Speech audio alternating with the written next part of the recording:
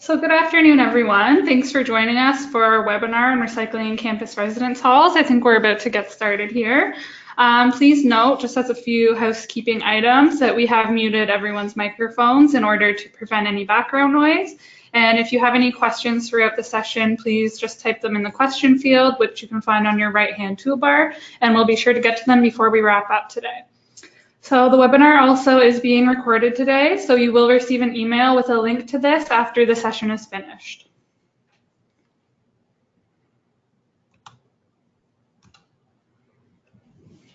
So my name's Lindsay, and I'm a waste diversion specialist here at Busch Systems, and I'm joined today by my colleague Mackenzie, who's our environmental intern, as well as our senior advisor Alec Cooley, who has extensive experience in the recycling industry.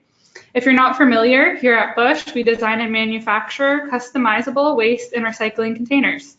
So our waste diversion team supports our customers' collection systems through recommendations for best practices in the industry. And our webinar session today is another tool that we're happy to provide to the customers in order to support their waste diversion and sustainability goals. So we're also happy to be joined today by our guest speaker, Rachel Harvey, and she's Student Housing Sustainability Manager at the University of California Irvine. Rachel provides leadership and education to increase sustainability literacy and inspire student residents and staff to integrate sustainability into daily habits. Later in the session, Rachel will speak to her firsthand experience in collecting, recycling, and organics within residence halls. So just going through the agenda for this session today, we're going to kick off the topic by defining the residence hall environment. Then we're going to get into the specifics of what makes up your average residence hall waste profile and why this information is crucial in setting up your collection system. So the unique challenges and opportunities with waste collection in residence halls will also be discussed. And we'll then get into the more operational considerations for collection systems based on resident style and best practices for collection arrangement. So college and university campuses require complex and customized waste collection systems. Some campuses have a student population, building number, and area that's large enough to be comparable to a small city. Then you throw in the fact that majority of post-secondary institutions have on-campus housing as well, and you have a lot to consider when tailoring your recycling program to your school. So when looking at residence halls specifically, there are notable differences that should be considered in comparison to the rest of campus. So on-campus student housing is often auxiliary to the rest of campus operations. And as I'm sure many of you are probably aware, this can require an extensive amount of coordinating between multiple departments in order to ensure that recycling collection runs as smoothly as possible.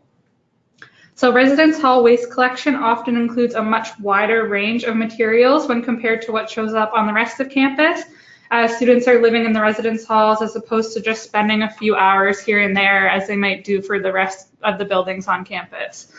So what typical material shows up in this student housing waste stream?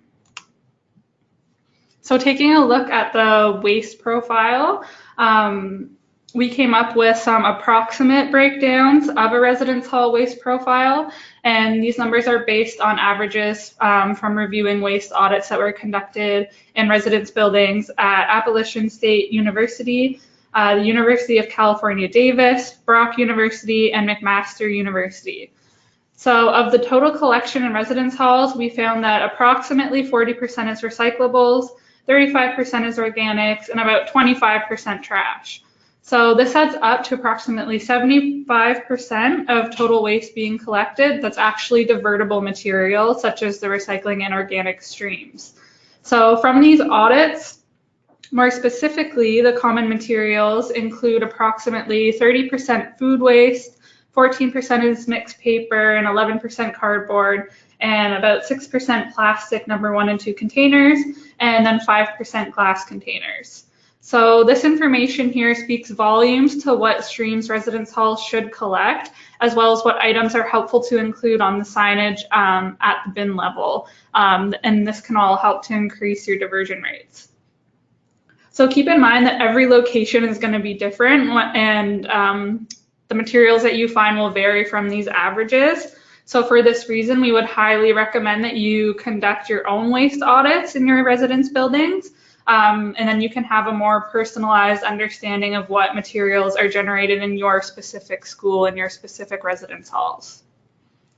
So we'd now like to launch a poll just to find out a little bit more about your residence hall collection programs and what those look like.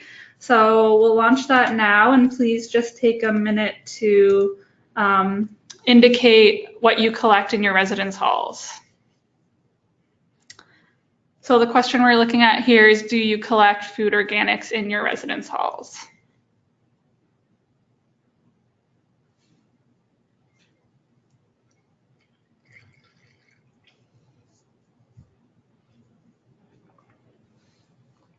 We'll just give it a minute. I see people are still indicating their answers.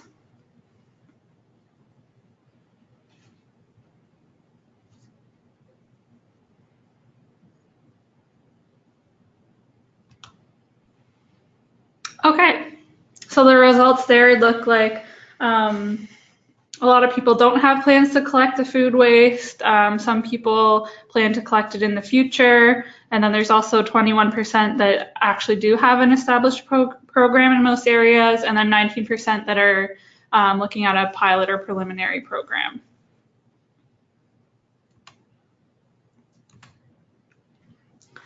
So as previously discussed, from our averages that we pulled from those waste audits, we found that the typical residence hall waste stream includes about 35% organic material. So as you can probably guess, a lot of this is food waste that actually comes from takeout cafeteria areas on campus, as well as other prepackaged items. And here at Busch, we partnered with McMaster University to perform a waste audit on a residence hall with organics collection pilot program in place, and then another building that didn't have this program in place yet. And the results from that, the data showed that the residence hall with organic bins actually had a diversion rate of 70%, which is awesome. And then the one without fell behind at just 31% diversion without organics. So we actually created a spotlight document for this waste audit that we completed. So this can be accessed through the handouts tab on your right-hand toolbar there if you're interested in taking a look at more results from this audit. And also in that section is the full audit report, so you can feel free to download and take a look at that as well. So since we know that residence hall waste profiles themselves are unique, we can also acknowledge the fact that implementing collection systems in these buildings will come with its own set of unique challenges. So keeping with the topic of organics collection, the very professional yuck factors can definitely arise as a barrier with the stakeholders that are involved in implementing a new program. So to avoid this, just ensure that your organics bins are in areas that are well ventilated, they're properly lit and regularly serviced. And if students have smaller organics pails that they're in their rooms that they're responsible for emptying into centralized stations, it can help to provide students with compostable liner bags for these bins and proper cleaning supplies. And this is going to greatly reduce the chance of any odors and pests. So using small kitchen composters, such as the one that's shown up here on the slide, will let you effectively collect organics while limiting the amount of space that's needed.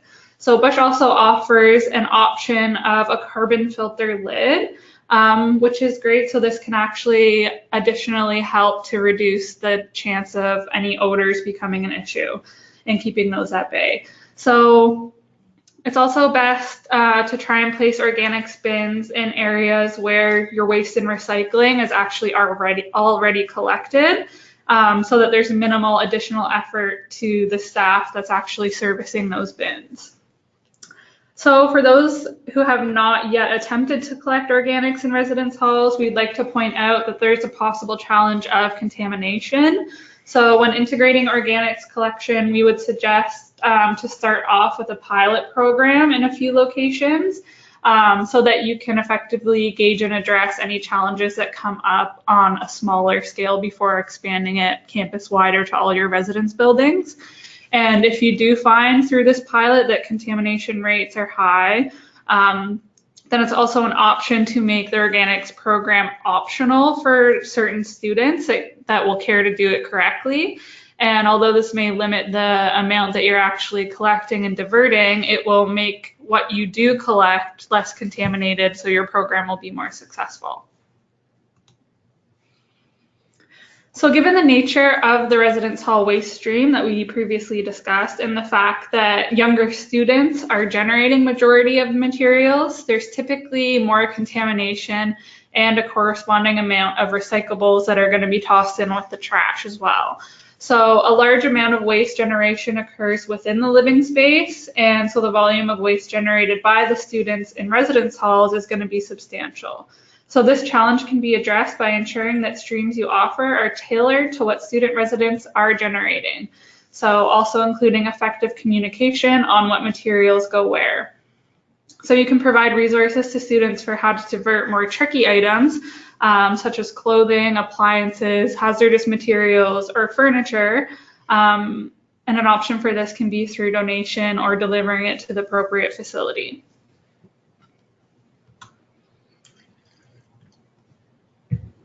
So it should also be noted that waste generation within the residence halls will fluctuate throughout the year, with certain peaks and drops that are going to be related to busy periods or drops when there's holidays where students may vacate the housing to visit home. So the most recognized trend related to these fluctuations is the increase in waste generation at both move-in and move-out times. So a major contributor to this increased material at move-in would be a large amount of cardboard boxes and packaging that was probably used to transport items from home into the residence halls when they're moving in. So having sustainable move-in and move-out practices that are put in place before these big events can make this more manageable. So plan to have increased education and resources that are available at move-in on how to properly recycle certain common materials, such as sustainable moving guides. And you could also look into having eco leaders available during these times to help make recycling easy on the students during the busy time of moving. So another great way that schools can combat the waste generated at move-out to help students donate unwanted items. So one example of a success of how a school helps students with this struggle is at University of Oregon. And through cooperation between their sustainability department, the housing department, and with student groups, they actually arrange for quarterly donation drives where students can contribute items such as furniture, electronic waste, household appliances, and textiles that they may have from their time in the student housing that they don't wish to bring with them when they're moving out. So this can really help them to divert these more tricky materials that would otherwise be destined for the landfill. Great. So a reoccurring point that comes up as a unique challenge for student housing programs is the high turnover of student occupants year to year. The population of students using the collection program changes yearly as students heading into their upper years of study move out and new first-year students move in. This calls for annual retraining of occupants on best practices of using the recycling system. To effectively account for this, integrate waste diversion training into residents' life orientation programs, keeping up student engagement and education on proper recycling and composting.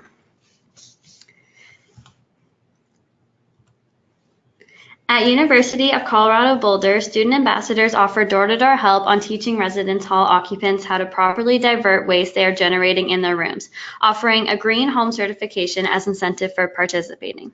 After the crash course on residence hall sustainability, participants are given helpful items to help reduce waste such as reusable shopping bags and bamboo cutlery. They found this to be a great contributor to the success of their diversion program as students become engaged in the program and are educated on what goes where for ongoing sorting or their materials. So another way that the University of Colorado has combated the barrier of student turnover is to have permanent staff receive waste management training in addition to the students. These faculty eco-leaders are then available as more consistent resources as student ambassadors may move on from residence or graduate. Many other colleges and universities have similarly recognized the importance of integrating permanent staff into collection programs as opposed to having recycling and organic systems exclusively run by student groups. All right, so next we'll be discussing some unique opportunities within residence halls. So developing a campus-wide zero waste policy will maximize the success of your diversion program.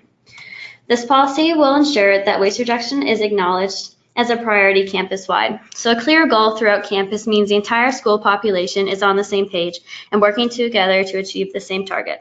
So with the profound knowledge of waste disposal, students will be less hesitant when approaching recycling bins, especially the ones in their own residence halls. So when you're thinking about a zero waste policy, ensure that you're setting a tangible goal, one that students believe they can achieve and therefore will be excited to work towards. So an example of a tangible goal could be to divert 90% by year 2025. It is also important to put the steps in place leading to your goal and working consistently to achieve these goals. CUR created a zero waste toolkit in partnership with the University of Oregon that includes resources and also a zero waste pledge that your school can make. This toolkit can be found at the link on the PowerPoint or also on the CUR website. So following the idea of campus-wide sustainable initiatives, having multi-department cooperation is a great opportunity for making your program successful. There are multiple stakeholders involved in residence hall recycling, from the housing department to campus sustainability to RAs and student groups. Collaboration between these groups is key to a successful diversion program. Residence halls can come and be auxiliary to the actual university itself, which may be a challenge to overcome in trying to get all departments on the same page. If your sustainability department is separate from housing, communication between these departments is one of the key components in educating students on waste reduction. Each department will have useful tools to offer the other.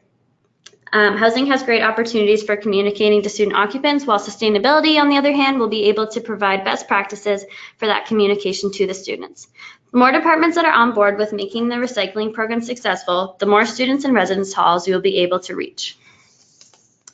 All right, so we would like to take another minute here to run a poll. We'd like to know who at your college or university oversees the residence hall recycling system. Please indicate the answer that best applies to your campus.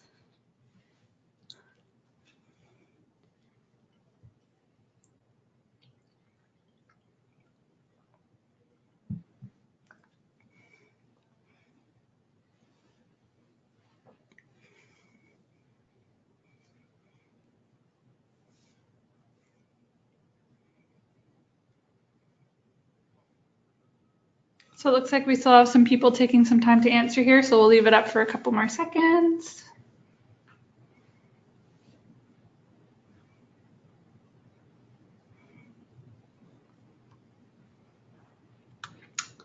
Okay. So results look like a lot of people have their housekeeping or other facilities staff within the housing that take care of the program. There's also a big chunk of people with recycling and sustainability managers who have that responsibility. Okay. Great. So next we're going to talk about discount incentives. So as many of you probably know from your time in college or university, students are very receptive to discount incentives. Providing discounts for reusable options will encourage students to choose the reusable option over the disposable one, therefore encouraging waste reduction. One example of a discount incentive was done by Trent University. Trent ran a month-long campaign where students and faculty were given free coffee when they used a reusable mug. This incentive was based around the idea that a habit forms over 21 days, so now not only are students more equipped and likely to bring a reusable mug following the campaign's end, they also receive a 15-cent discount each time they bring their reusable mug. And SUNY College at Brockport runs recycling competitions amongst residence halls and academic buildings. The prize for residence hall winners is a home-cooked meal, and considering the diet of most college students, this award is quite irresistible. Competitions with incentives and rewards can be another creative way to encourage students to engage in recycling programs. All right, so we will now pass it off to Alec Cooley to discuss operational considerations and best practices of arrangement in different types of residence halls. Alec has over 25 years of experience in the recycling industry, including previous work as Director of Recycling Programs for Keep America Beautiful and ongoing association with College and University Recycling Coalition. Take it away, Alec. Okay, great. Thank you. So one thing I just want to point out before going further, Mackenzie mentioned a moment ago that some of these slides do have links to resources that are available online, and for folks who are interested, a copy of these slides is available by emailing us directly after the program, and you can get a PDF copy of those. So as Mackenzie said, I'm going to focus a little bit more on the actual collection infrastructure, and I'm going to share some some of the best practices and common ways of addressing the different steps based on my experience having worked on campuses. But I think we all know there is no one size fits all. Every campus has its own unique factors that are going to influence to a degree what works. So all these are providing kind of a guidepost, but all of them require obviously applying them your own judgment and what works best in your own situation. So, Lindsay, can you? I'm not sure if I have control of the mouse to advance slides. You can extend that over. That would be great. In the meantime, I'll just start out by pointing out one of the main issues, really, when we talk specifically about residence halls, even versus the main campus or other areas, is the problem with contamination. There's much more of a problem typically in housing situations, and so it requires more refined efforts to minimize. Okay, I still need to be able to advance a slide. Maybe if need be, can you just move the slide on my behalf?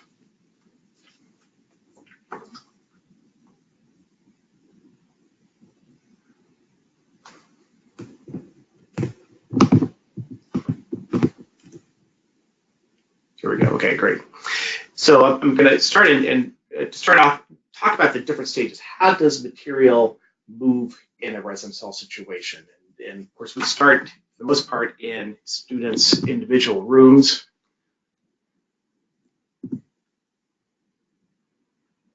Here we go. Different types of buildings are going to have different arrangements, obviously, but one of the common factors is that you're dealing with a pretty small footprint. And so you need to be able to fit whatever your infrastructure is going to be into that size. In most cases, certainly with individual rooms, it may be a little different with suite arrangements, but certainly with individual rooms, typically the students are expected to take their recycling, their waste from the room down to the centralized locations. I think that there's a strong evidence that the best practice here is that you want to provide them with bins that they can actually have inside their room. And the fact is that in most cases, that is where people are going to do the sorting, if they're going to do it at all. If they simply are combining everything themselves into a trash bin and they're expected to get down to the centralized area and do the sorting, some will do that, but many won't. So you want to, if possible, provide them with multiple chambers or different bins that they can use to do that sorting when they're actually in the room. What you see here are a couple different options. This is using a style of bin that we have with Busch systems, but there are other styles that are out there. I've even seen where you can have bags with multiple chambers that you can collapse as need be. Again, something that's going to have a small footprint. In these cases, these bins are able to stack on top of each other, which is helpful. A couple things I point out: if you're simply providing somebody with a trash bin, or with even if you provide them with only a recycling bin, they're going to use that one bin for everything they have. The more options you give them, the more likely they actually are to do that sorting. One of the things I would point out in terms of doing labeling here is there's a little bit more tolerance when you're doing signage in this type of the situation to have more level of detail on what can and can't be recycled. In a public space setting, the bins that you're going to have out on the walkways or in public buildings, people's attention span is much less. They're not likely to sit there and study it. You still want to avoid going too in-depth with too much information that overloads. But the fact that folks are going to develop, I like to say, a relationship with their bin and with how they recycle in their rooms, once they do have that information learned, they're more likely to keep using that system. And so it's important to give them the full information they need. One of the things that's important with any type of bin that you provide in the room is making sure that it's placed onto the room inventory. So at the end of the term, when students are moving out, they don't simply walk off with them. You want to make sure that there is a deposit. It's related to their deposit, so that even if they do take off of the bins, that they are that the cost is being reimbursed, so that you can replace those bins over the summertime. Another thing I point out is one of the big challenges in the residence hall situations is simply how you do education. How can you get to the students and actually be able to talk to them about what can be recycled and what can't? Lindsay referenced earlier on, if you can, get into the orientation meeting or something in the orientation packet, that's great, but that can be a real challenge because there's a lot of information to convey, and oftentimes recycling is a low priority, and that's not always even the best situation to try and get people's attention. At the same time, there's oftentimes, especially if you're outside of housing, if you're over on the recycling facilities department, there may not be an option or invitation to be able to go in and actually talk with students inside the halls.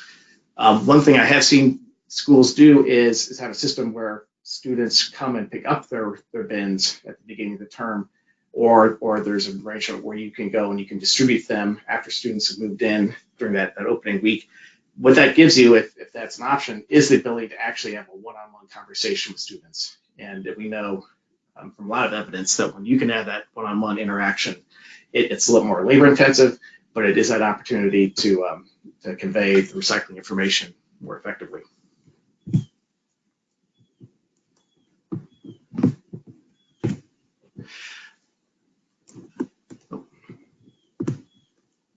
Apologize here if I get these slides in the right order. With public areas, I'll just simply point out that not all recycling is taking place inside the rooms. Residence halls have public areas like study lounges, etc.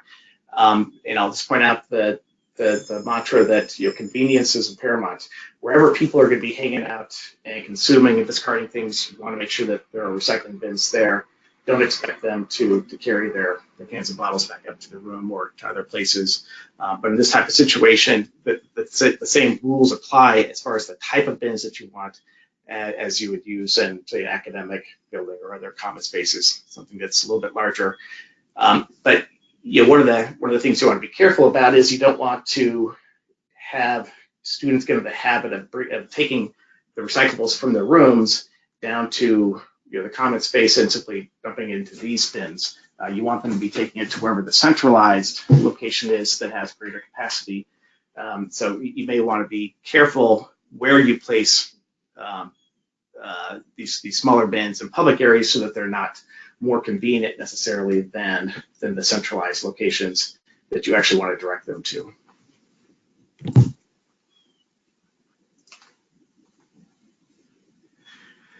So centralized, I would argue the area where you can have the greatest impact on getting people to recycle and sort the material correctly is oftentimes at that centralized location. Every building is going to be a little bit different and how they're arranged. Typically, you might have the larger towers where you've got multiple stories. In that case, you might have students either using a trash chute or they're using closets that are located on each floor or some sort of area that's a centralized drop-off on each floor. Whereas with smaller buildings or suites, it's an arrangement where there might be the dumpsters or down at the ground level, but close enough that students can actually walk out to the centralized loading docks or the dumpsters and do that sorting here. But I'll point out a couple observations with this system here. Oftentimes one of the challenges is that you're having to adapt in how you set up recycling solid waste based on an older building with an older design.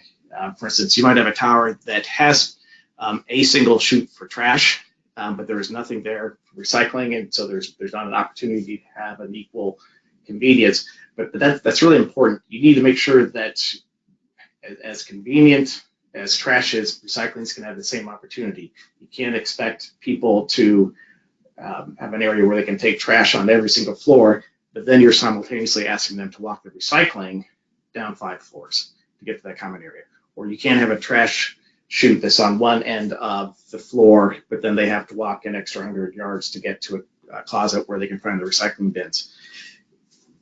If you really want people to recycle, you've got to make that equally convenient. The University of British Columbia did a study a couple years ago where they looked at this very factor and how convenience influences that. And there was a dramatic difference in people's recycling rates when you require them to walk further to find the recycling in a residence hall. And of course, that applies in other situations as well.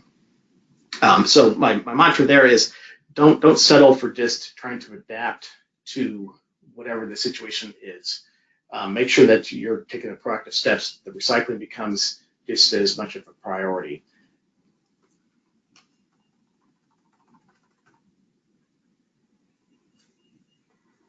Another thing I would point out is certainly for indoor settings, if you're using toters and other bins where people are dumping their recycling and trash into, oftentimes these are larger bins that you're not going to have a bag liner.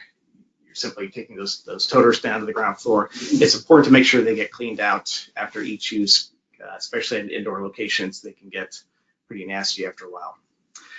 Cardboard can be one of the special challenges inside a residence hall situation. Especially if the arrangement is not one where they are walking all the way down to the dumpsters on the ground floor, you need to have that intermediate staging area. How do you handle cardboard? Because it can be so bulky, you can't necessarily fit it into a toter or another type of bin, and there are not a lot of off-the-shelf systems that necessarily work for handling something bulky like cardboard in this kind of situation. What I've seen in a lot of cases is a school will build its own system where you've got a cart like it's shown here in the lower photo. It's large enough where with the box has been broken down, it can still collect a lot, and yet it's still an easily transportable system that can be taken down on service elevators down to the dock area. One of the challenges in these type of staging areas could be, again, with contamination. If depending on how the bins are actually placed, one of the things you can be doing to address that is to make sure that you're studying how the patterns work. If you have recycling bins are closest to the end where people are first approaching the bins, sometimes that can be where people who are not going to pay attention. They're just going to toss it in there regardless of what it is. They may be more likely to absorb contamination. In a case like that, you may want to switch the order of the bins so that the trash is the first one they come to, especially if that staging area that people or the bins are located, if that's near a major footpath or artery where people are walking by and there's a lot of traffic, it's maybe more likely to collect that casual discard of trash. And so you may want to look at simply how you move the bins around to make it so that it's not so convenient to just casually toss something into the first bin that they happen to walk by. Here we're looking at, again, this is more of the downstairs outdoor location where folks may be taking their recyclables to. One thing I'd point out here, again, contamination could be a problem. People can be dumping things into the wrong places. There's also the problem with bins overflowing. If you don't have enough capacity, that can breed, I like to say, it can breed the wrong kind of activity. Once people see something, recyclables placed on the ground or trashed on the ground, they're less likely to make it the effort of sorting it all. So you want to make sure that you're keeping things clean and orderly throughout. This instance, these are photos. The photo on the right is taken from Keene State College in New Hampshire, and I thought what they did was creative. They built these metal sheds. These are doors on the right side that you can open up, and inside of them you're going to find the same wheeled carts inside there. What this does is eliminates the problem with carts where if the first person to come by props open the lid, drops in what they're going to recycle, and then just leaves the lid open and walks off. That could become a problem because now, as you see on the left, this is just a wide open, inviting whatever folks are walking up with. By having the more of the shed style that's on the right, it even though it's an open hole, it's up higher. It's not quite casual, just toss it in. That it could be with the lower with the carts on the left. It also, if the bins start to overflow before you can get to them, it's overflowing inside of that broader chamber, so it's hiding that, and it's not just spilling out onto the ground in front of the bins.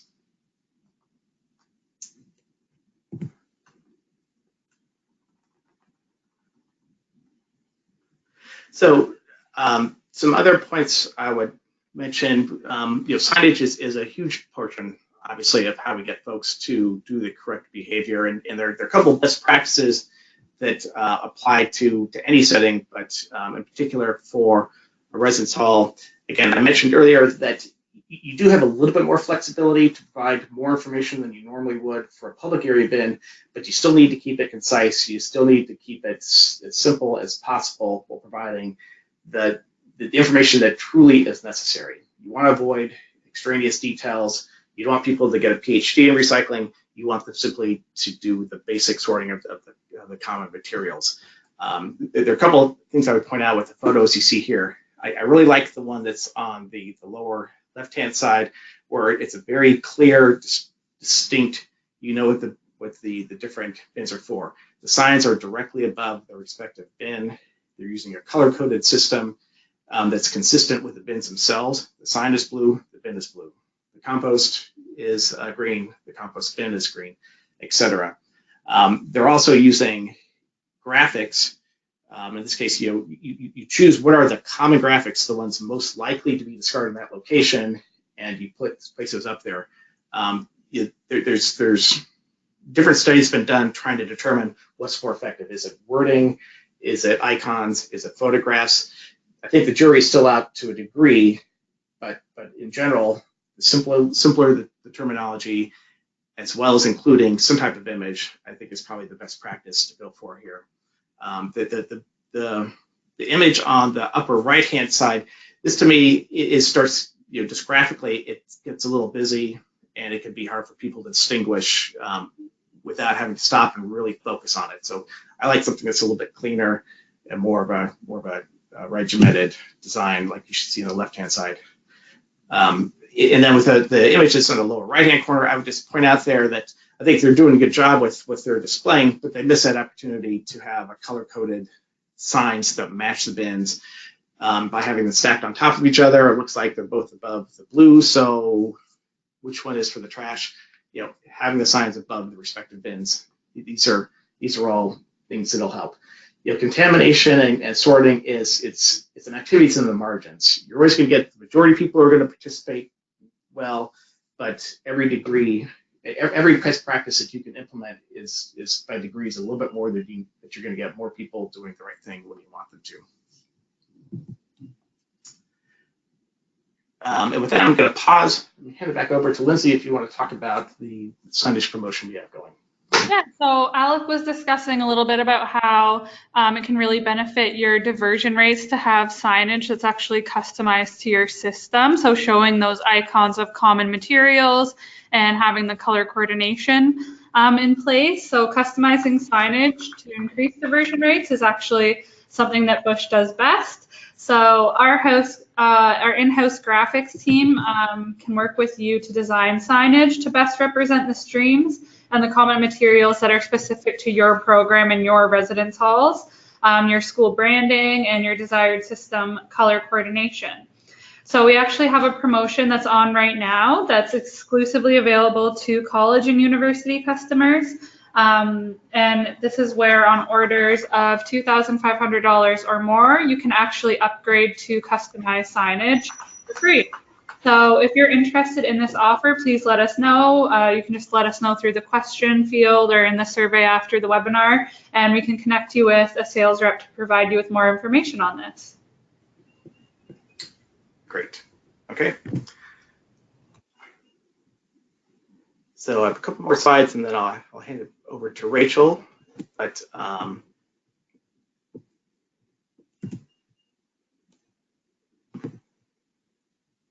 bear with me as I advance these slides.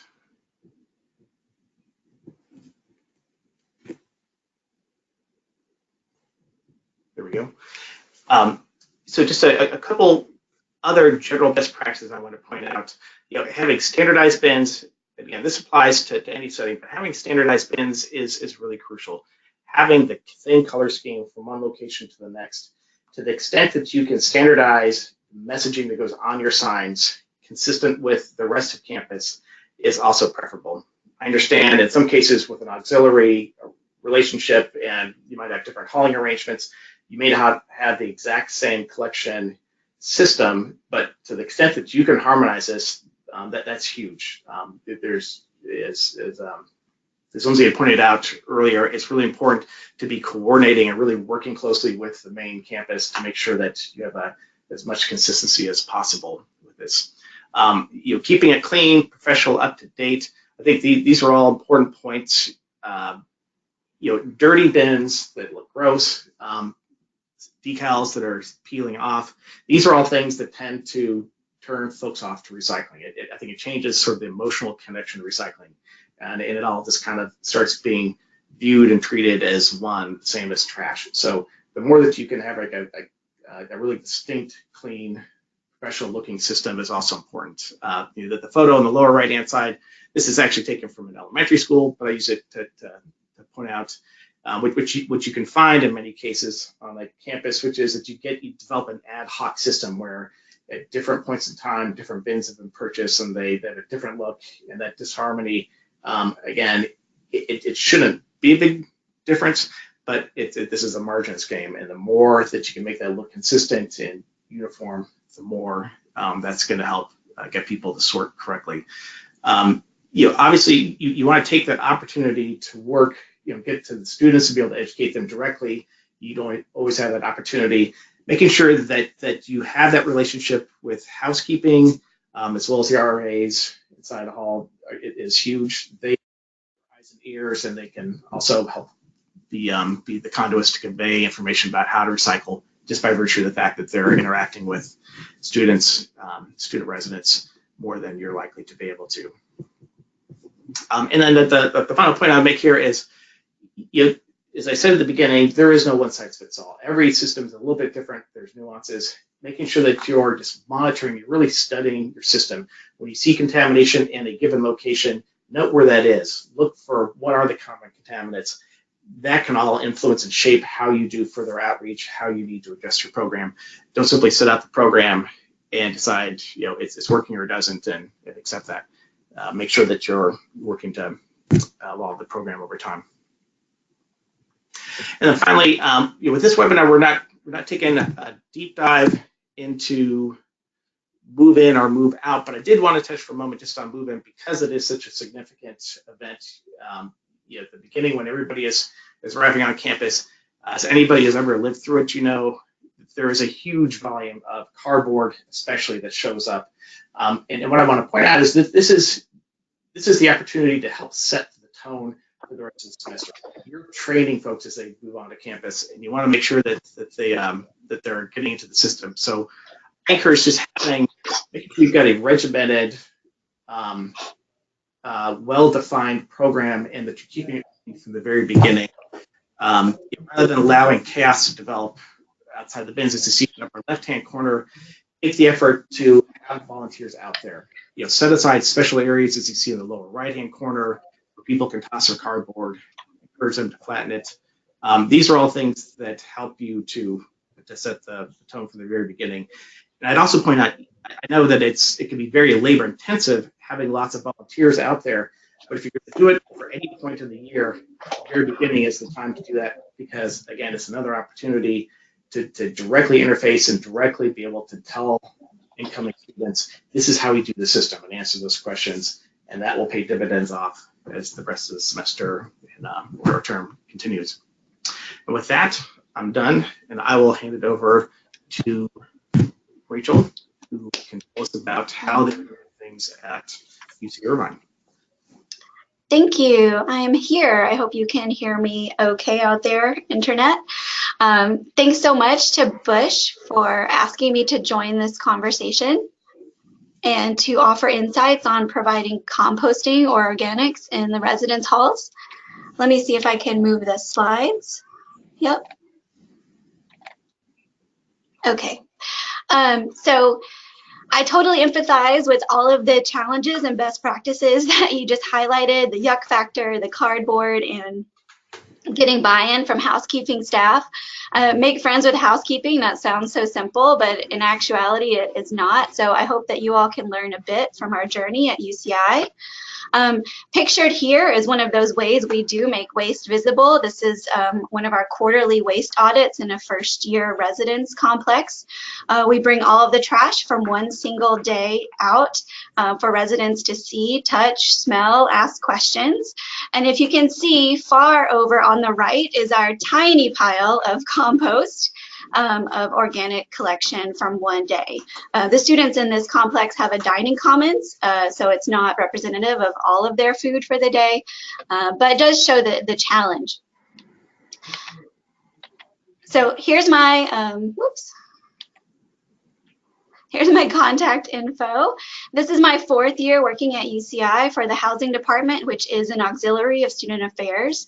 My position was newly created then to help bring the department into compliance with the UC system and campus goals for sustainability that include achieving zero waste by 2020, which for the UC system is defined as 90% diversion. Big ask. So importantly, my position was also created to work not only on the technical and systemic change realm, but to also broaden our abilities in outreach, education, and behavior change for sustainability. And I say that if I can brag on my campus for just a minute, UCI is known as a leader in sustainability. We tied for first in the Sierra Cool Schools ranking this year and just achieved our STARS Platinum rating from ASHE. We've achieved 50% water reduction, and we're the first campus to have an all-electric bus fleet. So there has been for a long time this technological commitment to sustainability, and we are in that last mile phase where the behavior change and the buy-in is very important. This is a snapshot, I know it's a little hard to read, of our full campus waste profile. UCI is a little younger. It was established in 1965. We have over 36,000 students and another 12,000 campus staff and faculty. So 50,000 people creating a lot of trash. And here I would greatly applaud and point you to speaking with our facilities recycling manager for the campus, Ann Kriegoff, who is a rock star, and she has worked very hard, as you can see here, to find a recycling pathway for almost everything: carpet, animal bedding from our laboratories, mattresses, and e-waste. So we're happy to boast the highest diversion rate as a campus in the UC at 83%, which has been a lot of blood, sweat, and tears. And that this past year, even our weighted campus user of 92 pounds per person was at an all-time low. Within that, though, housing is a particular challenge, and we are tracking a bit behind the main campus. If you look just at the residential footprint, we are at 39% diversion.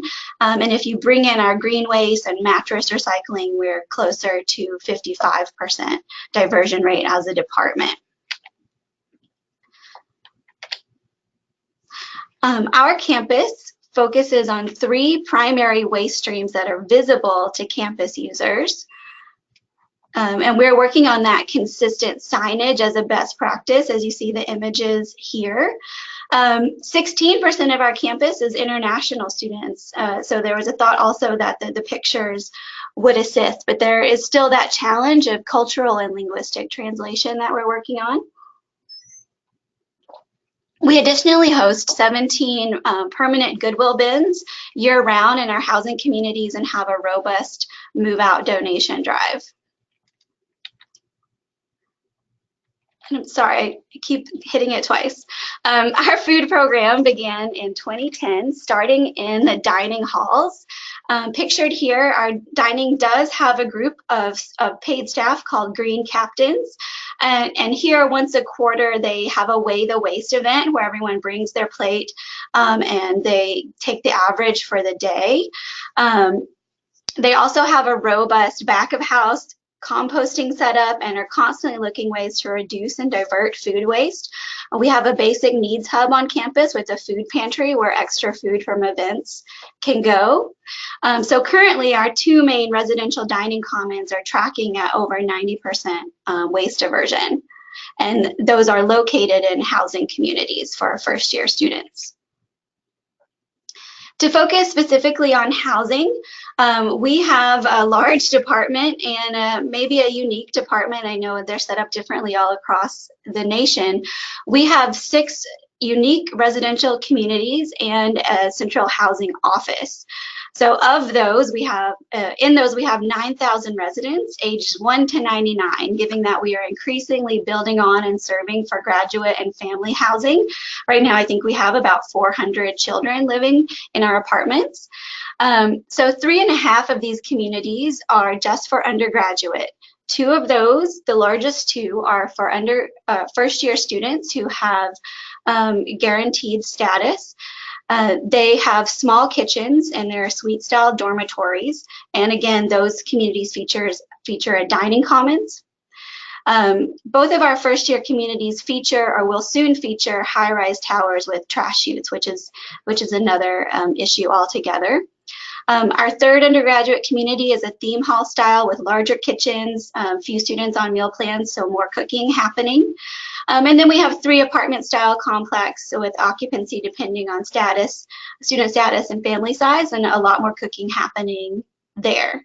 To pair with that, we have about 300 student staff and 300 professional staff.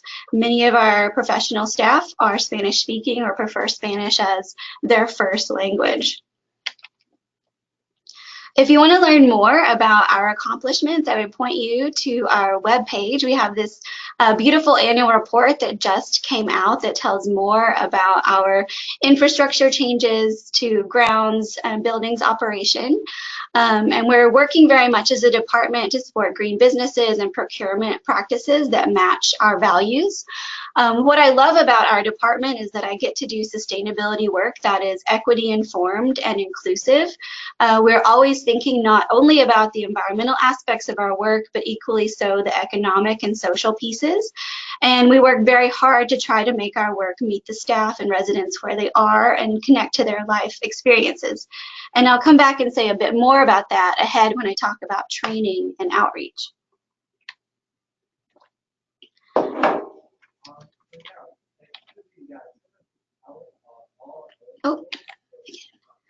So we introduced composting into the res halls over the course of the 2015 as we went along. We started in the 4 undergraduate communities. Pictured here, again, you can see some of our outreach with that community-based social marketing style pledges. And then you see the waste watchers featured in our large halls. We have a handful of halls that have over 100 residents. So there we have the larger 30 or 25 gallon waste watcher system. But primarily, we have countertop bins in communal kitchens in our dorms. In the first year communities, they're 3 gallon because there's not as much cooking happening. And in the hall style where there's not a dining commons, they have a 6 gallon kitchen bin as there is more cooking happening. And these are emptied daily, Monday through Friday, by our custodial staff.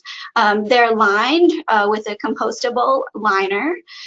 In our apartment style complexes, it has been kind of up to those communities to purchase the bins and give those out to the residents.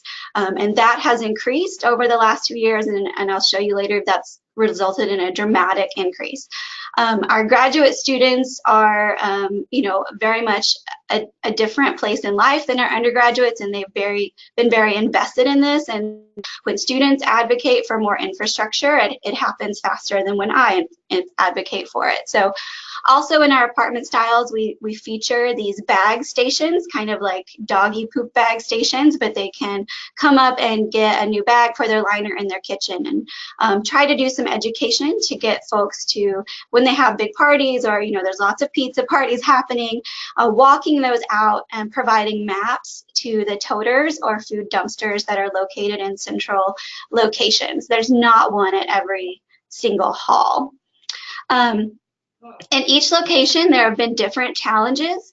I would say the most pressing one in our undergraduate communities is that last step of getting a student to take a banana peel from their room down the hall or even up a floor to the communal kitchen small bin. That's something that we're still working through in terms of getting the RAs trained, getting them to create that culture in their hall. So it's an ongoing experience. And then, of course, as noted, the residents do change every year.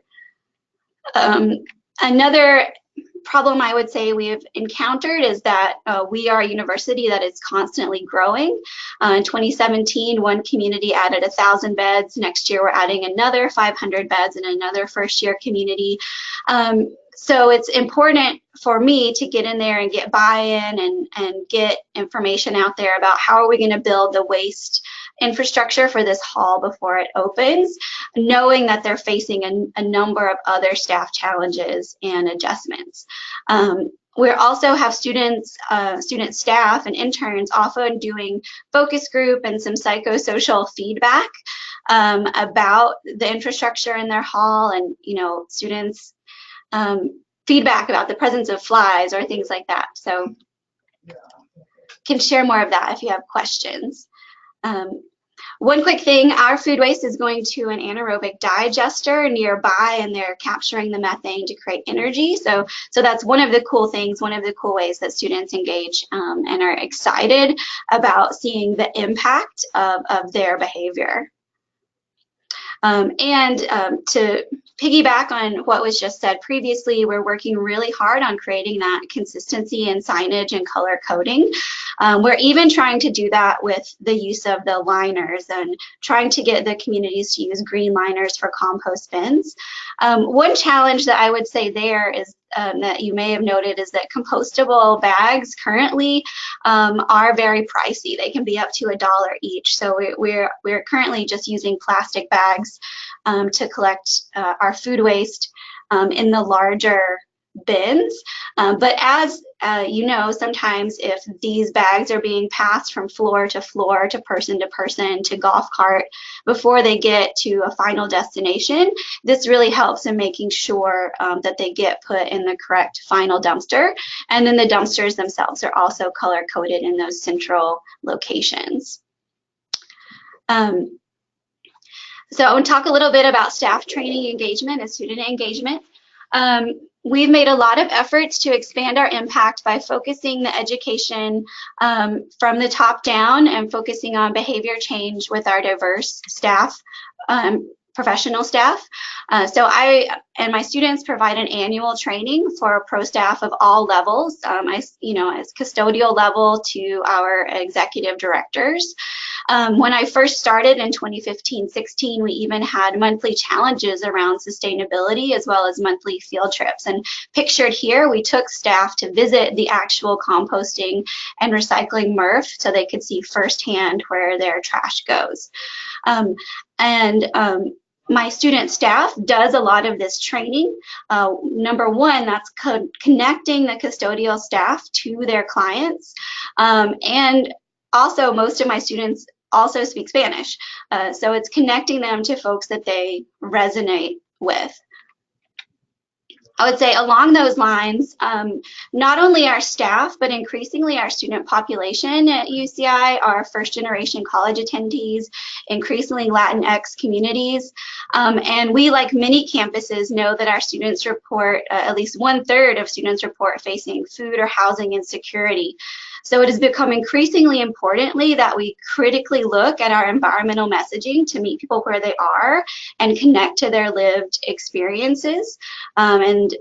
This has also helped us to connect to the Res Life staff who do their job from an equity and diversity informed place. So finding those overlaps to build a community around this issue or environmental justice issues has been something we've been doing the last couple of years.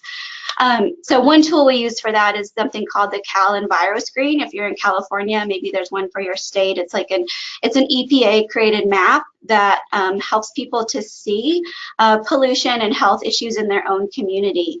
And we point out one of those is this is where landfills are located.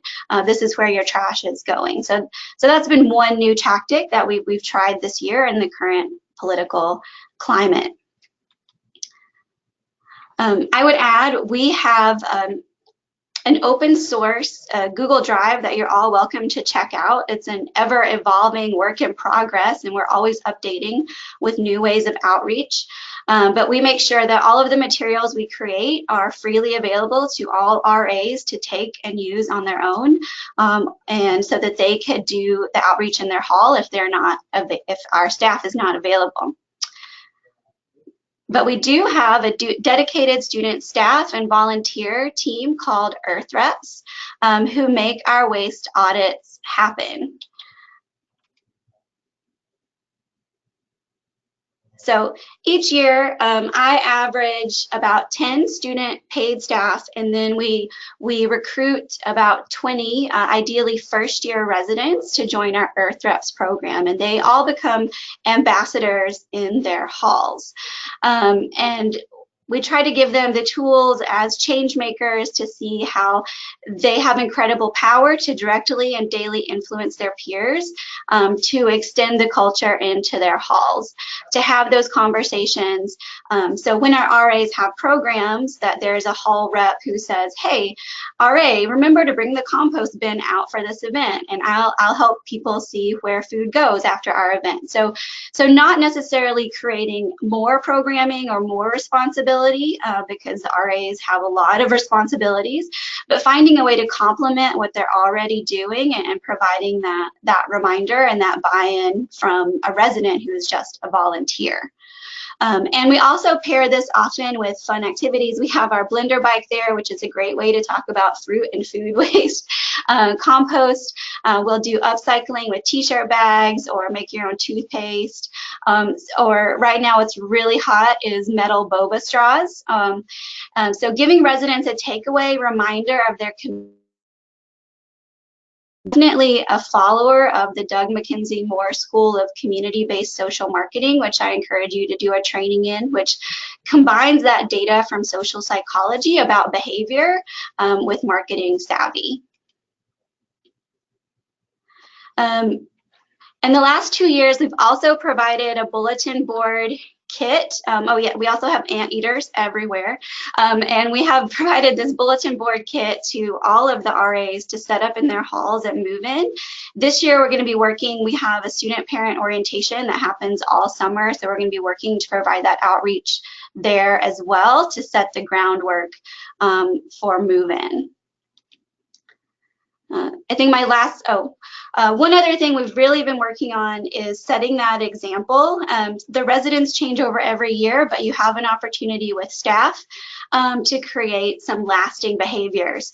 So we're working on a policy for event greening. We provide lots of help to make sure that these bins are provided at all events, incentivizing folks to reduce waste at the source, have water refill stations, incentivizing when folks do bring their own utensils, giving away utensil sets where we can, and even finding ways to reduce things like balloons with more permanent reusable decorations. So the last couple of slides are about assessment.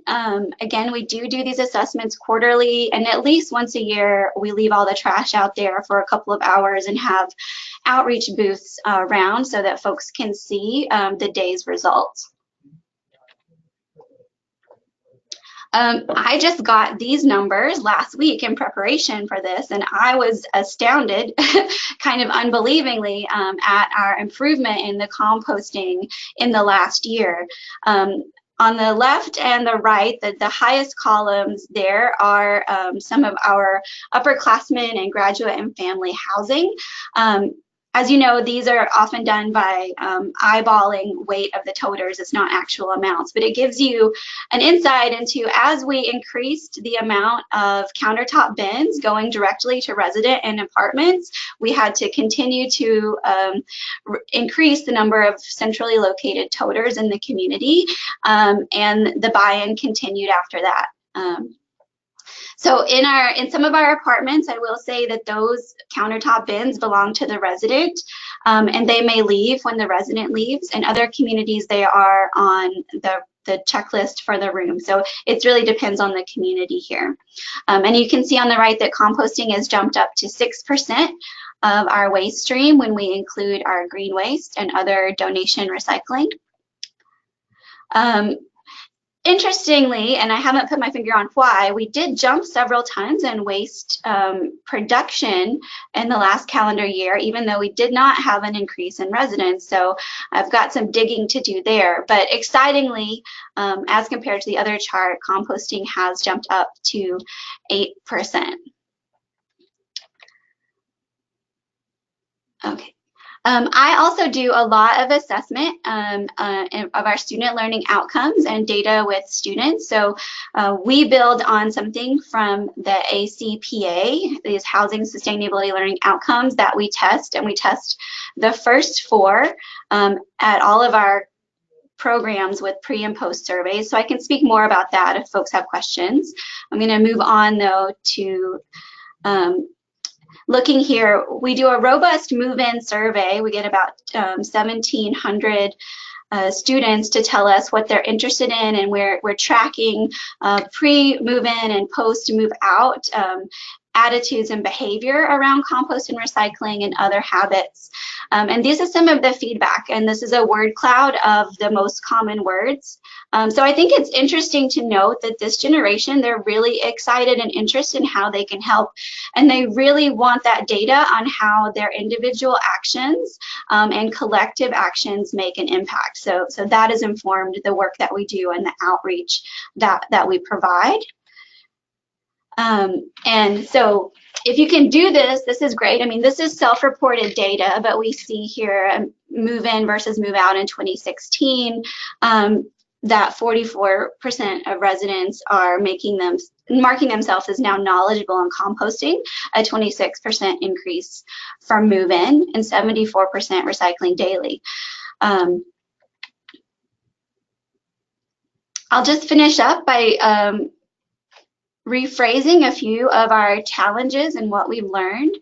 I would say the biggest thing is creating champions over there on the far side has been very key. Finding ways to connect with folks in each of our communities who are going to be the person that I go to, who I know will take it to their own staff team, who will take it to the custodial meeting, who will pass me the information and can help make sure that zero waste stays on the table at staff meetings has been really important. Let's see. I would just say to everyone that this culture change takes time. We are only 3-4 years into this, and it takes time to build those relationships and to build the education that works for your particular community. What is next for us, I would say, is we're going to be working really hard to continue that literacy and that social norming of compost. And again, working on creating some of this into policy. Now that we've piloted everything, we're at the place where we can create kind of an events policy that RAs or programmers would have to follow to make sure that these bins show up at events and that, again, the behavior is being normed. So I think I am out of time, so I will stop there and pause for questions. I will just show this last slide to say, again, here is the link to all of our behind the scenes resources. And you can also follow UCI Housing Sustainability or UCI Earth Reps all over social media. So thank you again so much for listening, and thanks for this opportunity. Great. Thanks, Rachel. That was fantastic. There's a lot of great information there. Before we go to questions, I just want to remind folks, if you do have something you want to ask, you can use the on the GoToWebinar dashboard. There's a little, it says questions. You can click on that. That opens up a little chat function where you can type those questions in, and we will vocalize and just say the questions out loud and address as many of them as we can. So we have a number that have already come in, and I'll start out with a couple for you, Rachel, since we're just finishing up your presentation. Jennifer had a question. Is your anaerobic digester for compost, is it on-site or is it a commercially operated elsewhere? Can you tell us a little bit more about that? Yes, we're doing about 800, 900 tons of compost a year right now just for food waste. That doesn't include green waste. So it is off-site. I'm not sure that we could handle that much on-site. That would be great, though. And I will say that our green waste goes to a different location. Our green waste is going to a traditional windrow composting facility. Got it. Okay. And that might address another question from Lydia. which was asking if you're using the compostable food serviceware, and if so, how is this getting processed, or is it are you having problems with contamination? Yes, so serveware is an issue in our current system where we take our materials. It is not heated. It's a slurry with so it does not dissolve the PLA plastics in time. So we as a campus are trying to provide paper cups and paper plates. The PLA will disintegrate a little bit and then it gets scooped off and sent to landfill. So what we found works in our current system is actually those bamboo or wood popsicle stick style utensils, which dining is piloting in some locations. But for the most part, our dining commons are using real silverware, and then our takeaway locations are still providing black plastic forks, but we're in the process of phasing that out over time with as technology improves. We're also looking at an additional service provider that will be able to compost the PLA material. Mm-hmm. And again, I know we're very lucky to have this nearby. Not everyone has that. Yep, and I think what you're talking about, trying to get towards that point where you have a uniform system of the packaging that's going to be entirely compostable, is crucial for just being able to simplify your messaging. It's very difficult where you could say, well, the utensils can go in, but the straw can't. Or at that point, you start to lose people, and except you can have a uniform system makes it a lot more viable. Great. So another question that Kelby submitted, and I imagine this probably is true for a lot of folks and the common one, but it's how do you get the residence life staff to work with you? It's not an automatic that they're going to support recycling. In many cases, especially if you're coming from the academic side of campus, facilities recycling, and you're trying to work with housing, there's that auxiliary barrier, and oftentimes your priorities are not theirs. How do you get them to become your allies to help convey recycling messages, provide in-room bins, etc.? I have a couple thoughts, but Rachel, I'll let you take a first step if you have any insights to offer. Oh yeah, I mean, I think that is $1 million question, and again, every campus is set up differently. We have kind of a bifurcated system of res life on one side of the tree and operations on the other side of the tree, and my job works in both of those trees. So I have tried my best to insert myself into regular residence life meetings so that presence is there, as well as insert myself regularly into operations meetings so that presence is there.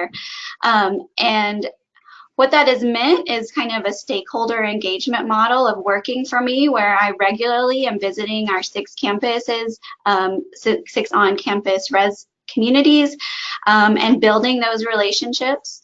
And as I said, with Res Life particularly, it's been trying to find champions on each team that I can go to help make that happen. In one community, for example, there's another person there who's just a huge sustainability champion, and she has been able to push through policies faster than I have. She now has it that at all of their meetings, the RAs are not allowed to buy any disposable cutlery, and they created the infrastructure so that folks could check out party kits. I would say, as another example, what I talked about there of leaning on the social justice and environmental justice aspect of sustainability has been another win for me, because those issues resonate more with our Res Life staff, who may be thinking that environmentalism doesn't connect to our students. But again, it's an ongoing process of creating relationships.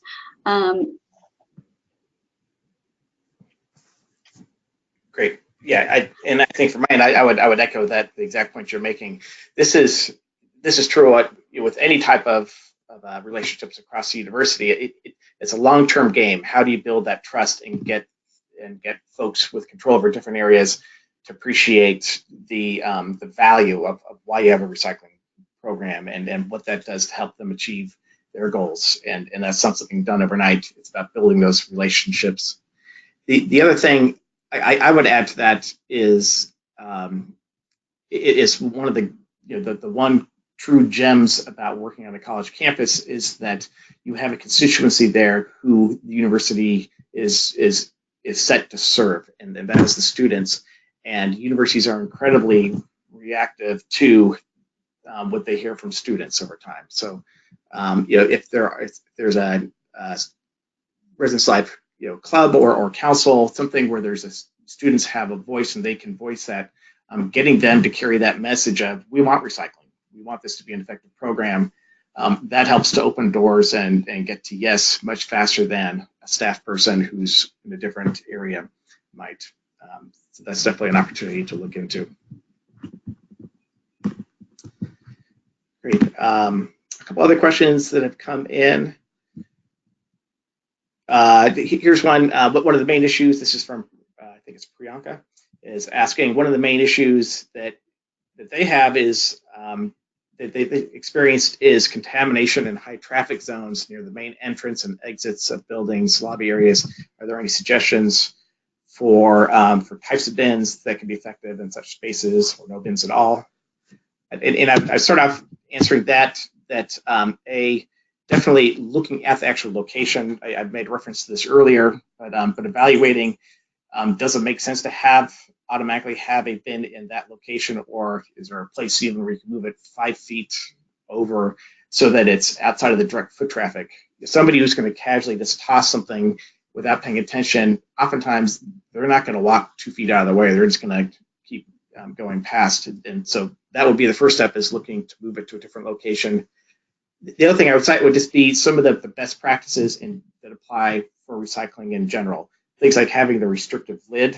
If you have a small opening, somebody who's casually walking by would actually have to stop and concentrate on where they're going to put a discard item. And oftentimes, that's all that's needed, is just getting them to stop and focus on what they're doing.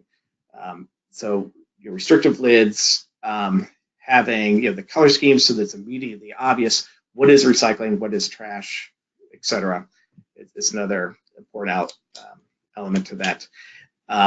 The order that you have bins arranged can be important. If you find that most traffic is walking from the east side and they're going to the west, and you're seeing a lot of contamination in the recycling bin, can you switch the order so that the first bin that they come to is the trash? You may lose a certain percentage of recyclables because they're not willing to pay attention, but at least you're reducing the contamination because that person uses the first bin that they come to. There are a lot of sort of small nuanced things like that, as I referenced earlier, a lot of this is it's a percentages game. You're trying to peel off greater and greater percentages of people to get them to do the right activity. There isn't necessarily one silver bullet that's going to get everybody to all do it. Lindsay or Rachel, if either of you have anything you want to add to that, let me know. Otherwise, another question that's come in, this is from Jessica. I'm curious about the choice to have a small 3-gallon or 6-gallon bin in the communal spaces that requires custodial staff to empty them rather than putting smaller bins into each residential room or apartment, in essence, empty them. Okay. Everything you want to address with that? Yeah, so we do have the countertop bins in the apartments if the community has provided enough. So students usually it's usually the student's responsibility to ask for pick up a compost bin when they move into the apartment style living spaces. In the dorms, I think there was a great fear of what could happen if we provided compost bins in rooms, knowing that there is, bad behavior that happens. And yeah, so I think there are some campuses that do it. I would love to try it and see if that solves our problem, but that's also an infrastructure cost. So in many ways, part of our pilot process has just been starting with those communal bins, and then we'll move forward as we need to. Great. Okay. There are a couple questions that have come in about the organic bins and how to keep these clean. Is this something where you take them at the end of the semester and facility staff goes through and cleans everything, or is the expectation that students do that? Is there any best practice you would recommend? Yes, well, the ones in the apartment complexes belong to the students and those belong inside. We only clean those apartments when folks move out, which is annually for undergrads and could be after multiple years of bad behavior in graduate and family housing. So we do advise folks sometimes in those communities to create a bin in the freezer that would cut down on the mess or the gunk if they're not going to take out that bag on a daily basis. Because you know that tiny compostable liner only lasts as a liner for about 3 days, and then it also has a composted hole in it. So in the residence halls, the custodians do clean those when they empty them as needed, and they do a full removal and clean of everything at the end of the year. Great, okay. Another question that came in, just again, it's coming back to the issue of contamination with organics, and they framed the question, which I think kind of answers one solution. But with contamination, if you're rolling out the system to all students and you're asking them all to participate, you're inevitably going to have some level of contamination, and the threshold with a composting system can be lower. You simply can't handle the contaminants the same way.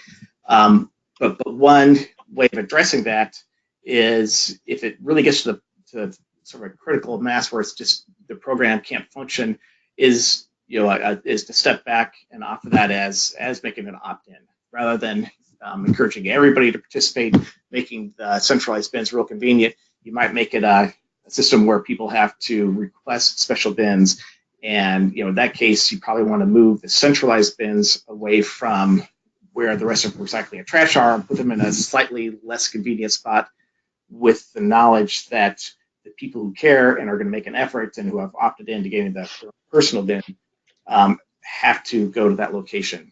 Obviously, you see a much smaller percentage of people participate, but that's one technique that can help at least salvage and have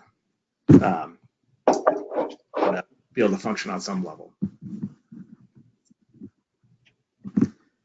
Great. Another question for you, Rachel. Does your housing department have an industrial dishwasher for those reusable kits? Yeah, I don't know if you can see it. I tried to type in my answer. But yes, I don't know. Some campuses have this. Ours is called the Green Initiative Fund, where students can write grants for ideas they have for sustainability. So our Green Initiative Fund funded these kits. We buy them from Preserve Products, so they're recycled #5, and they are dishwasher safe. And we worked it out with our dining commons that after a kit is used, it can go to the dining hall. We kind of keep it all in an all-inclusive little crate and keep it well labeled. And then it's brightly colored green, so it comes back to the office, and RAs or student groups can check it out again. Great. Okay. Looks like we're down to just a couple more questions. Another one from Noah. How do you handle what people say or express that composting is more work? Do you have ways of sort of framing and communicating recycling? I guess how do you frame that to your audience in a way that's good to? Yeah, I think that's a challenge. I'm a person who sees sustainability with all those shades of gray, but when you're dealing with 9,000 residents, you have to make it easy and you have to make it simple. So that's why we've tried to have the 3 bins available in close proximity in the common kitchen areas, so folks don't have to go out of their way, and they also know that's the only place where there is a compost bin. So to make it fun, as I said, we take around our blender bike quite a bit, and we loan it out to resident advisors. So they make smoothies from fruit in their hall, and then we require them to talk about compost and make a big deal of showing off the compost bin when they make smoothies, and we give them reusable straws to give away as well. We have a cool worm bin in our office that can travel around and show off. We actually even have a program for kids that we just started. So in graduate housing, we're teaching composting and recycling to 4-year-olds, which is adorable. And that has been a key way to get those parents excited about it. And then it's kind of been about finding cool prizes. There's a company, I can't think of the name off the top of my head, that makes compostable phone cases. So anything we can find that we can create kind of a like sign up for a commitment to compost and be entered in this raffle. You know, just continuing to look at what other campuses are doing or best examples from the community-based social marketing. Great. Then we have one last question here from Connor. What type of materials do you recommend for bins in student rooms? I interpret that question to be what do you collect? What are the kinds of materials that you want to collect? And I'll take the first stab at that one, and then so you can jump in. The first answer I'd say is always look for consistency to the extent that you can with the system that you have on the main campus. The point I made earlier, to the extent you can lessen the need to relearn what do I recycle, how do I recycle from one location to the next is hugely important, and just get people to do the basic activity, reducing confusion. Again, that might not always be viable. There are special challenges in the housing. It may be, again, with higher contamination rates, you may find that you need to alter what you would normally collect. And what I say there is think in terms of what one advice would be, what can you effectively communicate and how do you simplify that message? And when you think about that, does that influence the kinds of materials that you can include? And the example I would give would be, if you look in your bin for collecting containers and you're finding that a lot of what you're getting is the wrong kinds of plastics, ones that you can't collect. They're not bottles. They're weird types of plastics. They're film plastic. That might be an example where you want to simplify your message to just say, you know what, just bottles. You might be able to collect certain other types of plastics, but if they're a relatively small percentage of what you could recover, and instead you're tracking a whole lot of other non-recyclable types, limiting what you're going to collect there so that you can simplify that messaging may be one way of sort of triage to get to a cleaner system. It's not so much for the housing, but another example of that I've seen with like public spaces is where there may not be that much paper that's being generated on a street corner. You might want to get what you can, but if you know, saying paper is recyclable causes people to think, well, that means anything I have that's paper, even the non-recyclable types. It may be simpler to just simply say, we're not going to do paper here, just so that we can simplify our message to what we know we can get people to do well, cans and bottles, etc. So that philosophy is one way of addressing that. Rachel, is there anything you would add to that?